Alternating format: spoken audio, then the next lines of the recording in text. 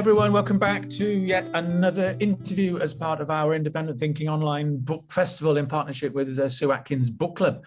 Amazing group of authors writing books primarily for parents, but that does it a disservice because there is so much here for anybody working with young children or older children.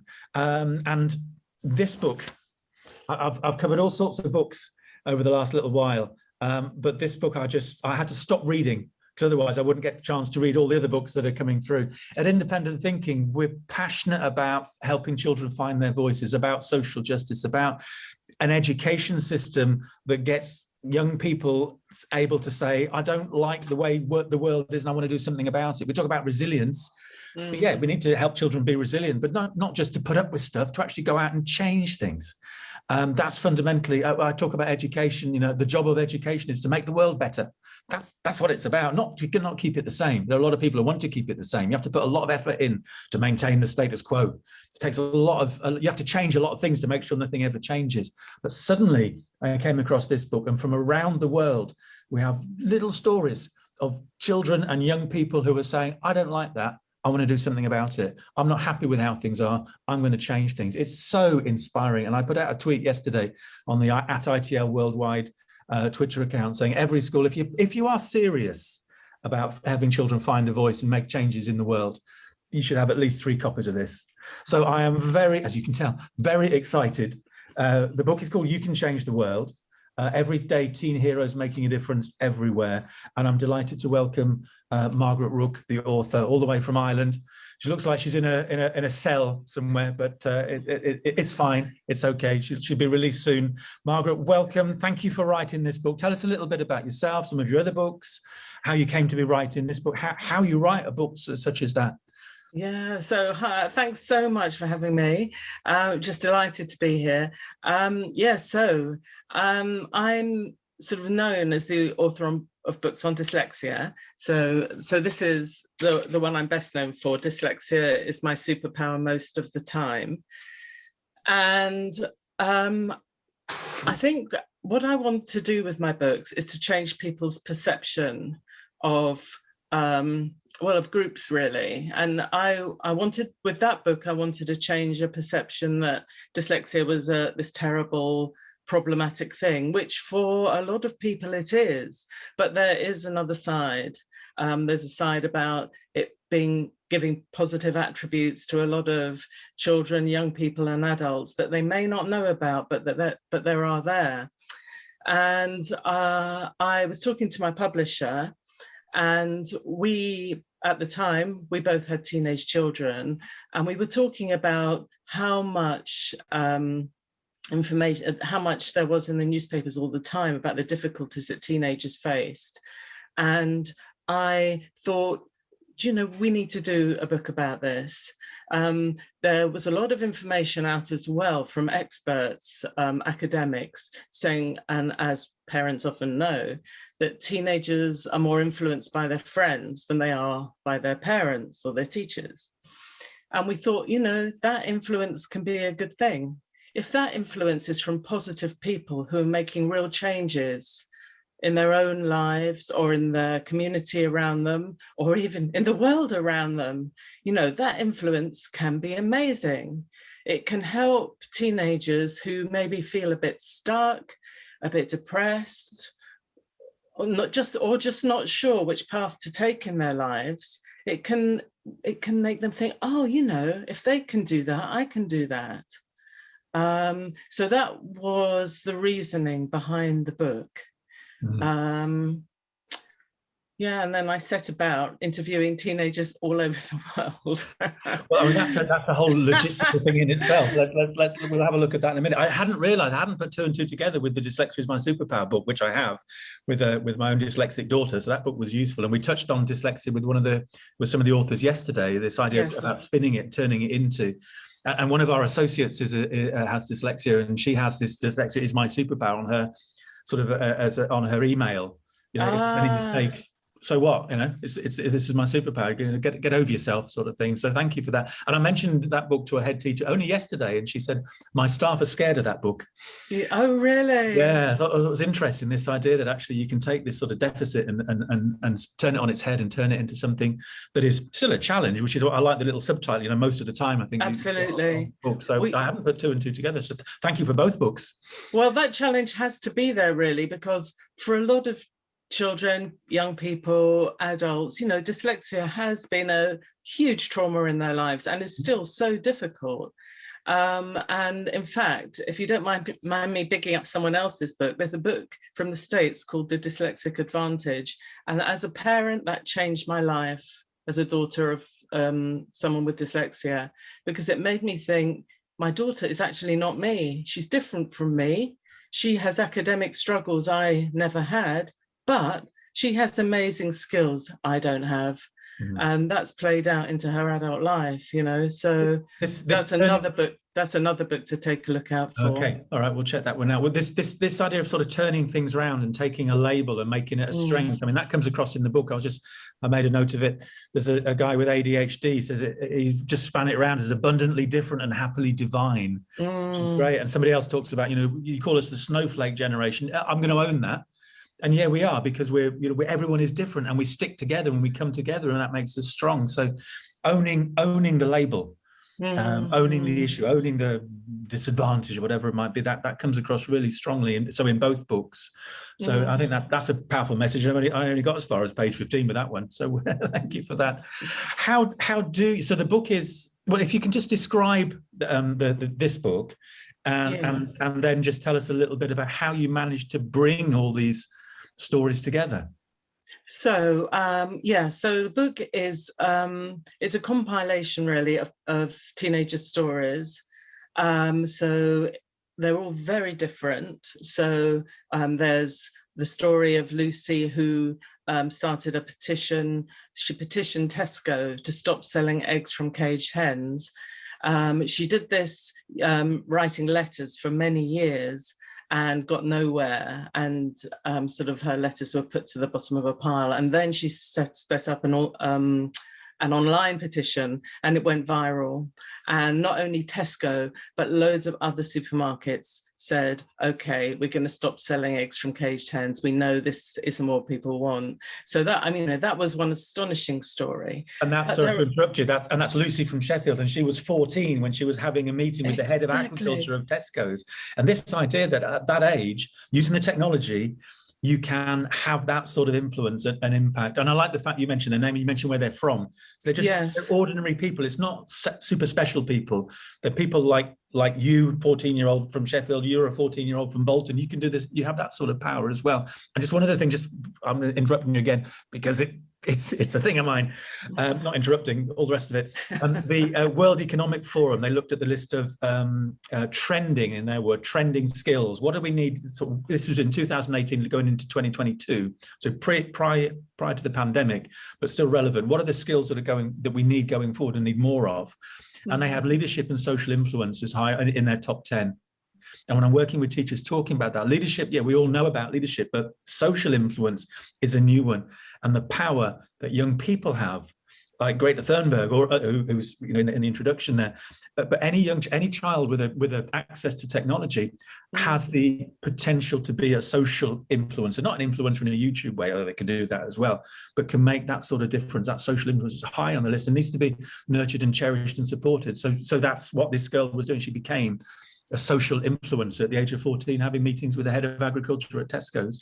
Astonishing. And also, obviously, young people today are brilliant at social media, but some of the kids in the book, that's not the route they took. So there's one girl who is a bisexual, and she negotiated with her school to set up a group for lunchtime for gay, lesbian, transgender children to feel safe in this classroom, to talk to each other, to network, so in her own small community, she did something really significant.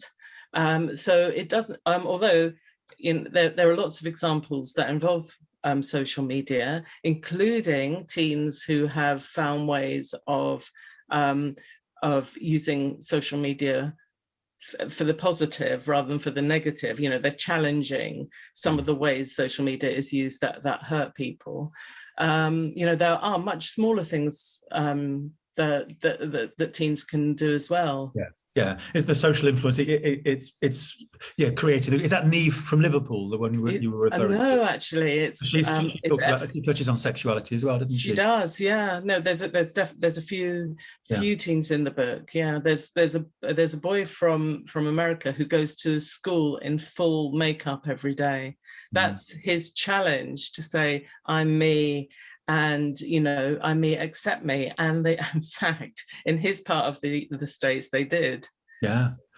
You cover so many different aspects as well. I mean, there's the girl who was fighting sort of the period poverty and the fact that children were not going to school during their period, and she took that on as her cause. And there's bereavement and there's mental health issues as well. There's one of my favorite ones, Makita, is it, from Malawi?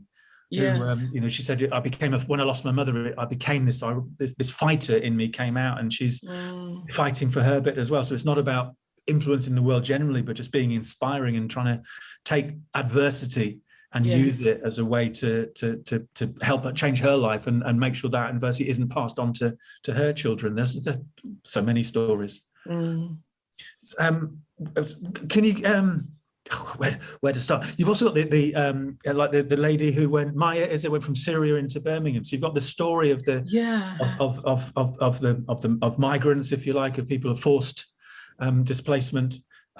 Which sort? How do you find these people? How did you find these people?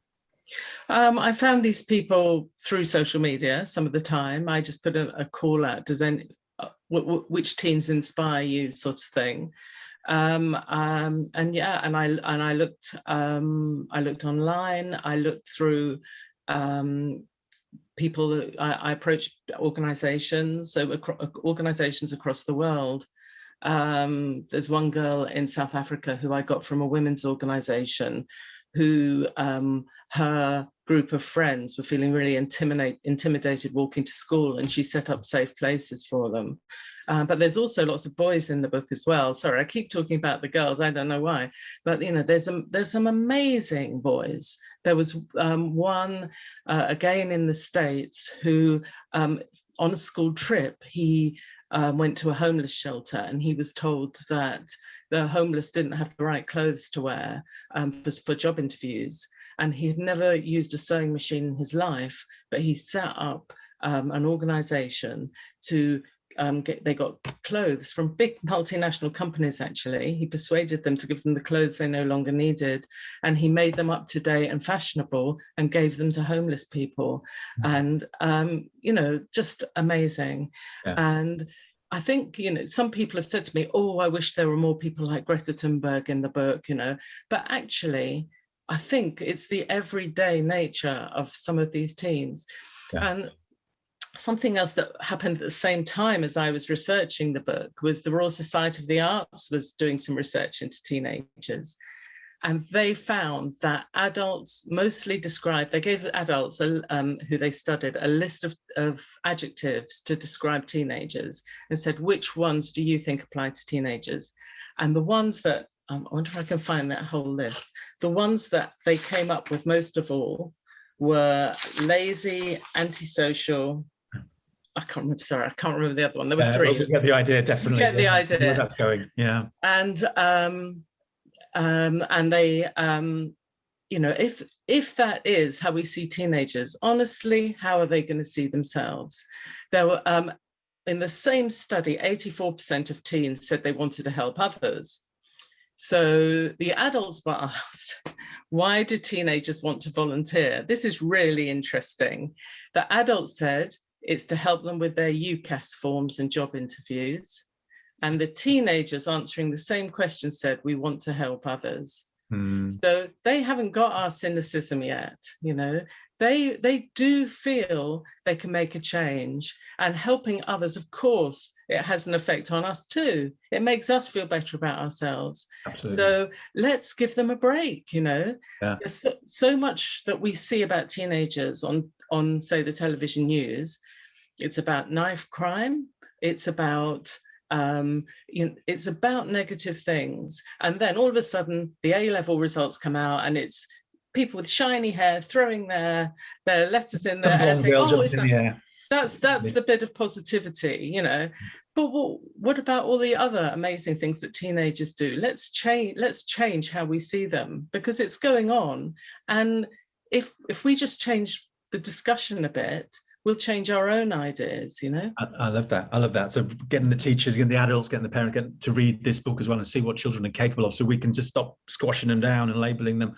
I mean, the jumping in the air, there's one of my favorite ones in there as well, a girl from Norway who saw a pop video around a swimming pool. Yeah. And all the boys, all the males were doing all the backflips and everything, and all the girls were just sort of sitting there. And it's like, so she wrote to complain to say, well, how come the boys have all the fun? Why are the girls just sitting around? There's a swimming pool.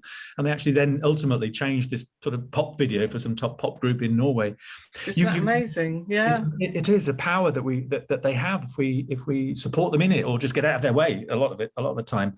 We're against the clock a little bit, but your lad who with the football team, now that was such an inspiring story. Cameron, is it from Edinburgh, I think? Do you want to just sort of share that Yorkshire, one? I think, yeah. Sorry, yeah. Just share that one a little bit. Yeah, so Cameron, I just love this story. Harrogate. Yeah, Harrogate. So Cameron was born with, sorry, let me absolutely make sure I get this right. He's born with cerebral palsy. He loved football from when he was tiny. So he used to play in his back garden with his dad.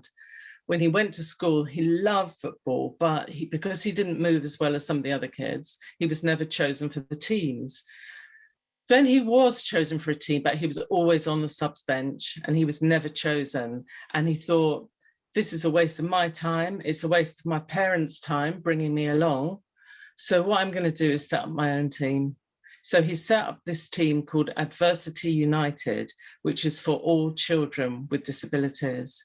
And not only that, but he then later found out through his school there was a cerebral palsy team in the region, which he got accepted into, and he now plays for the cerebral palsy team for the England national cerebral palsy team. So, you know, in every way, he has grasped what he wanted in his life, but also for other people who were going through what he went through, who weren't being allowed to play football and who were basically banished to their back gardens as the only acceptable place they could play.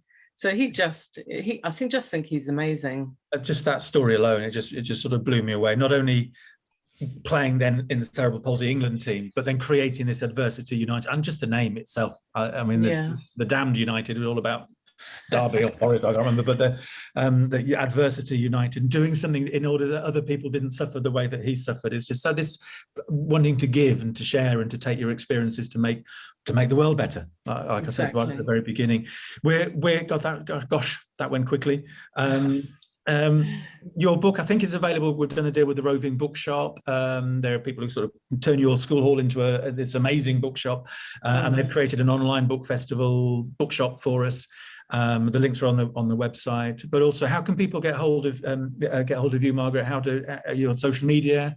So my books are in Waterstones. They're in local bookshops. They're online, of course. I'm on @Margs Rooke, MARGSROOKE on Instagram and Twitter.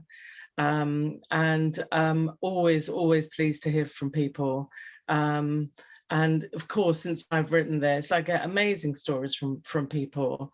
And, you know, I just think it's wonderful that people, like, I'm really so just chuffed that you get what I'm trying to do.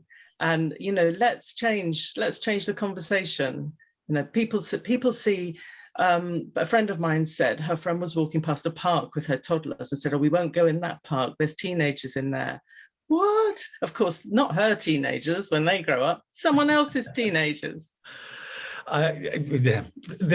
Teachers watching this, head teachers watching this, you've got a year's worth of assemblies. You just stand up and read one of these stories. There's your assembly done. You know, let's discuss. It's such. I do think every school should have 3 copies. I'll certainly keep spreading the word about that. Margaret, thank you for Dyslexia book. I'm going to go back to that one now. Thank you for writing that book, and to all the young people out there who've contributed to that and those who've still got their stories to tell. Keep at it, because you're doing great work. And Margaret, thank you ever so much. Thank you. Thank you. Thanks.